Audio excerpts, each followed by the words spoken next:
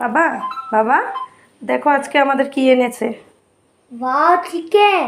माँ आज के लिए चिकन स्टू बनाओ ना। চিকেন স্টু খাবে? হ্যাঁ। ঠিক আছে। নমস্কার বন্ধুরা, ছেলের আবদারে বানাচ্ছি চিকেন স্টু।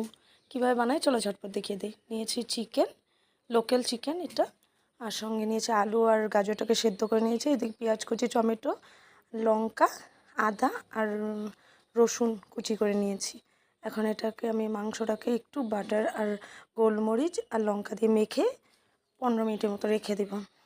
আর এদিকে কড়াই বসিয়ে দেব, কড়াইতে তেল দিয়ে সঙ্গে একটু বাটার দিব, তারপর একটু চিনি দিয়ে দিব। চিনিটা দিলে বেশ কালারটা বেশ সুন্দর আসে কালারটা। তারপর চিনি দেওয়ার পর গরম মশলা দিয়ে তেজপাতা দিয়ে একটু নাড়াচাড়া করে আদা কুচি, রসুন কুচি, তারপর পেঁয়াজ কুচি, লঙ্কা এগুলো দিয়ে একটু নাড়াচাড়া করে একটু নরম হয়ে গেলে তারপর আমি টমেটোটা দেব।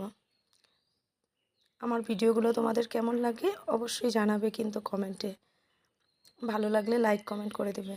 এই টমেটো আর আমি লবণ দিয়ে একটু নাড়াচাড়া করে ঢাকা চাপা দিয়ে রান্না করে নিলাম।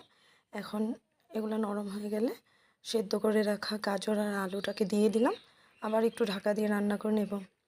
ঢাকা হয়ে গেলে এবার মাংসগুলোকে দিয়ে দিব।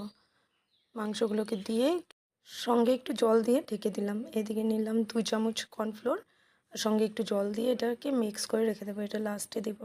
আর বলো তো এটা কি? এটা হলো লেমন গ্রাস। এটা পেয়েছি, এটা কেটে নিলাম। এটা একটু লাস্টের হওয়ার একটু আগে দিয়ে দিব। এখন একটু নাড়াচাড়া করে নিলাম।